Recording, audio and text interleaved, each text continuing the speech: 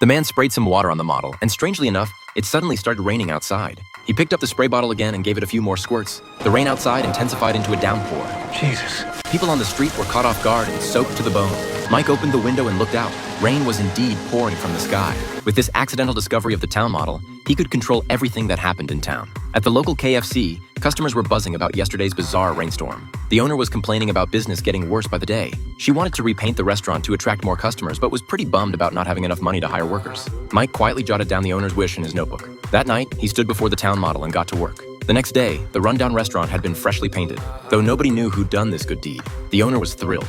An elderly woman had fallen on the street, and Mike rushed over to help her up. She complained about a huge pothole that she'd written to the mayor about fixing, but nobody had bothered to do anything. Mike glanced at the town's suggestion box and immediately had an idea. He brought the box home. It was stuffed with residents' suggestions for improving the town, but the greedy mayor had never lifted a finger. Mike hunched over the model, first patching up the pothole in the miniature version, and the real pothole outside vanished instantly. Next, he used tweezers to clean up the model's litter, straightened out the trash cans, pulled out dead trees, and fixed the town's problems one by one. The streets became clean and tidy. Suddenly, a dog's bark broke his concentration. Mike grabbed a leftover bone from his meal and tossed it to the dog. Good lord, the dog had never seen a bone bigger than itself. When dawn broke, the townspeople discovered their town had been completely transformed, neat and spotless. Even the residents who'd been planning to leave decided to stay. Mike felt as excited as a kid, but he figured this wasn't enough. The town's economy was in the dumps mainly because the highway expansion had cut off access to the town. With fewer and fewer visitors, he got busy with the model again. Mike created a huge illuminated sign and placed it at the town entrance so cars on the highway could see it. Sure enough, this move paid off big time. More people started coming to town. Cars stopping for gas, customers dining at KFC. The once dead town gradually came alive. As night fell and the sign lit up, Mike stood at his window admiring his handiwork with satisfaction. People gathered, wondering who on earth was doing all this behind the scenes. Soon someone guessed it must be the mayor, and that shameless jerk actually took credit for it, basking in everyone's praise. This really ticked Mike off. So he went back to the model, zeroed in on the mayor's beloved BMW, picked up a pebble, and chucked it at the car window without hesitation. In an instant, it was as if a meteorite had fallen from the night sky. The next day, the mayor found his car totally wrecked and nearly lost it. A young boy stood nearby, snickering with a notebook in his hand. The mayor furiously snatched the notebook. It was full of comics the kid had drawn. The enraged mayor chewed out the boy, calling him a troublemaker. This didn't sit well with the bystanders, who started grumbling about the mayor. Seeing the crowd turn, the mayor quickly changed his tune, laughing it off as just joking around with the kid.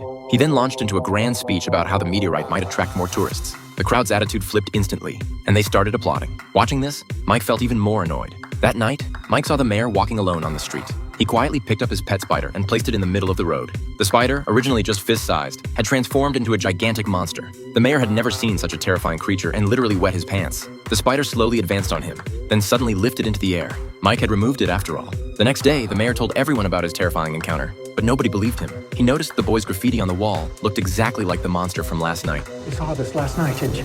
The boy couldn't care less. Mike continued transforming the town. He removed the old lights and replaced them with a much flashier sign, adding tons of lighting. But with so many bulbs, the town's power grid overloaded, the plant broke down, and the whole town plunged into darkness. Residents gathered, griping about the sudden blackout. The mayor said he'd contacted the power company, but repairs could take weeks. The residents weren't having it. The crowd started protesting against the mayor. We can't wait weeks. I'll bet he's trying to force us to leave so that he can buy us all out on a discount. The mayor blamed everything on the sign. Walking outside, he saw a boy drawing and snatched his sketchpad, accusing him of being behind it all, saying he must have some kind of witchcraft, that his car, the giant spider, even the sign were all the boy's doing. The crowd grew restless. Mike couldn't stand it anymore and stepped forward, admitting he'd done everything himself, that he just wanted to make the town better. To prove it, Mike returned to the town model and lit several matches. Instantly, the outside was illuminated by firelight. Just as he was about to fix the damaged sign, the door suddenly burst open. The mayor charged in with a mob. Seeing the model on the table, the mayor instantly understood everything. This is incredible. We could turn this place into the new Las Vegas. But Mike disagreed. The mayor tried to grab the model.